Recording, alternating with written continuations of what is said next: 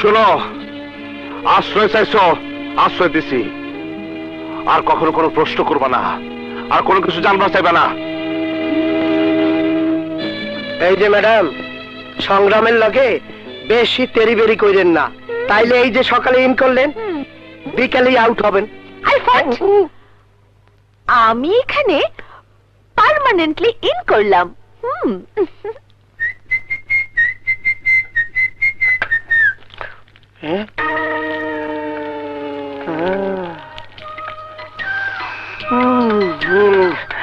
কি রান্না হচ্ছে ম্যাডাম? পায়েস। কার জন্য? নিশ্চয়ই আমি খাবো। সংগ্রামকে খাওয়াবো। সংগ্রাম কখনো পায়েস খাবে না। খাবে, আমি রান্না করেছি।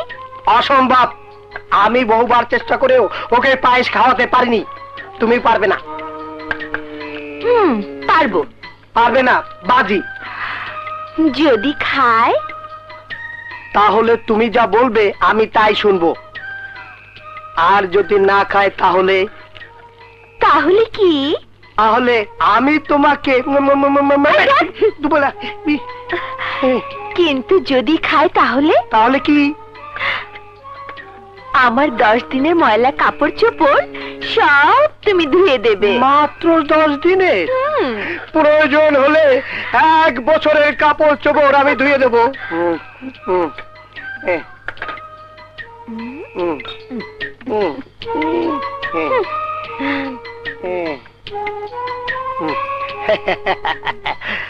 সংগ্রাম জীবনেও পায়েস খাবে না, আর আমিও তোমাকে ছাড়বো না। এইটা কি? আপনার জন্য পায়েস রেঁধেছি।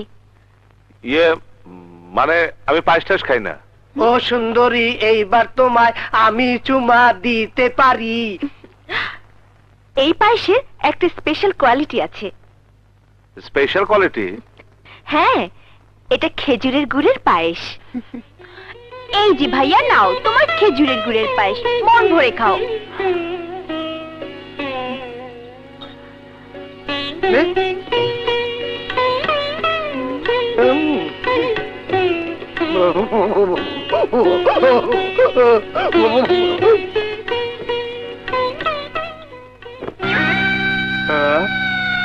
সবগুলাই কি তোমার একার কাপড়, না পুরা মহিলা হোস্টেলের কাপড় তুলে নিয়ে আসছো এখানে?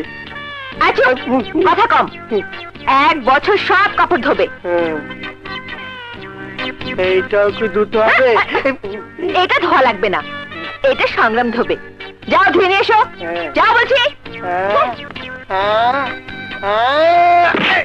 ওই সংগ্রাম, সংগ্রাম, ওই রে, ওই সংগ্রাম। এত চেঁচাচ্ছেন কেন? সংগ্রাম বাসায় নেই। বাইক নাই? আমার কথা হই না পলাইছে? সংগ্রাম একজন সাহসী পুরুষ, সে কাউকে ভয় পায় না। ওরে বাবা, তুই এই সংগ্রামের পক্ষেও গলতি করতেছিস? তুই কেটা? আমার বোন। এই রমজান, বেশি বাড়াবাড়ি করবি না। দূর যা। হচ্ছে সংগ্রামের লগে লটর বটর, মাইনে পিয়ার মোহাম্মত। ওই ওরে নিয়ে চল। ওই সংগ্রাম রে কই চড়ে আমার 7 নম্বর বউ বানাবো, আর এই যাবি কই সংগ্রাম যেন তাওয়ারটা খায়। যদি চিল্লাজ জমিনের ভিতরে কইরা ভালামু। কবুল তো কয় না। ওই মায়া কবুল ক, 5 বার চাইলে কবুল ক। আমি জোর কইরা কিছু করি না, শরীয়ত মতো শাদি কইরা তারপরে যা কিছু করার করি। কবুল ক, কবুল ক, ক কবুল ক। কইতাছি কবুল কইলাম। ভালো সময় আইছত। ওই রুবিনে তোর লেগে বিয়া করবার পারি নাই, এইবার তোর প্রেমিকারে বিয়া কইরা সত্য লোম। সেই সুযোগ তুই কোনোদিনও পাবি না। জেল আমারে আটকাইতে পারে না তা তুই বুঝছস, তবে এহেনতে তুই যে বেরোবার পারবি না তা কিন্তু বুঝোস নাই। ওই ওরে বুঝায় দে।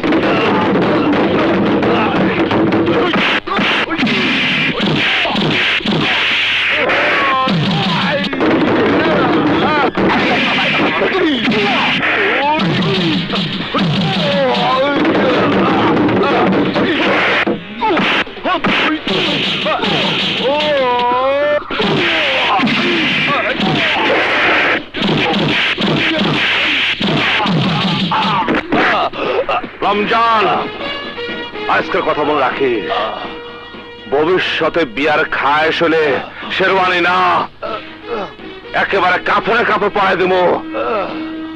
মুক্তি আও, কামটা বলা বলে না। মুক্তি, তুমি নিশ্চয় এতক্ষণে বুঝতে পারছো আমার কাছে থাকা তোমার জন্য নিরাপদ না।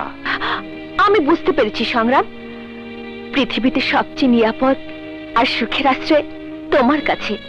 এই ব্যাপারটা কি? আমার কাছে তো সন্দেহ লাগতেছে, আসলে তোমার উদ্দেশ্যটা কি? উদ্দেশ্য অতি মহৎ। তোমার মতো একজন মানুষকে পেয়ে আমি ধন্য। আমি সারাটা জীবন তোমার এই বুকে আশ্রয় চাচ্ছি সংগ্রাম। এই সংগ্রামের বুকে কেউ আশ্রয় নেওয়া সুখ হইতে পারবো না, আর তাই কাউরে আমার বুকে আমি আশ্রয় দিতে চাই না। কিন্তু তুমি আমাকে আশ্রয় দাও বা না দাও, আমি আমার আশ্রয় খুঁজে পেয়েছি। আমাকে তুমি আশ্রয়হীন করো না সংগ্রাম। না মুক্তি না, এই বুকে শুধু আগুন, জ্বলন্ত আগ্নেয়গিরি বুকের ভিতরে দাও দাও করতেছে, কেউ দেখবার পারতেছে না, কেউ জানতে পারতেছে না, কিন্তু আমি জানি আগুন আমারে কিভাবে পুরাইতেছে, কিভাবে জ্বালাইতেছে। এই বুকে কারো স্থান দিয়া আমি তার পুরাই ছাই করবার চাই না। তোমার বুকে যে আগুন জ্বলছে, সে আগুন যদি আমাকে পোড়ায়, তা যে আমার সৌভাগ্য সংগ্রাম। মুক্তি, আবেগ আর বাস্তবের ব্যবধান অনেক। আমি একটা ধ্বংসস্তূপের উপর দাঁড়িয়ে অপেক্ষা করতেছি, কোনো কিছু সৃষ্টি করতে নয়, ধ্বংস করতে। সেই ধ্বংসলীলা পইরা আমি যদি নিজে ধ্বংস হয়ে যাই, তবু সুখ পাবো, শান্তি পাবো। আমি পরাজিত হই নাই, আমার মার স্বপ্ন আমি পূরণ করবার পারছি, অন্ধকার দূর কইরা আলোর পথ দেখাইতে পারছি। সংগ্রাম, তোমার বুকে কিসের আগুন? কেন এত যন্ত্রণা? আমাকে বলো প্লিজ, আমাকে বলো সংগ্রাম। আজকে না, আরেকদিন কমো। সংগ্রাম, তোমার সব জ্বালা যন্ত্রণা আমি দূর করে দেব।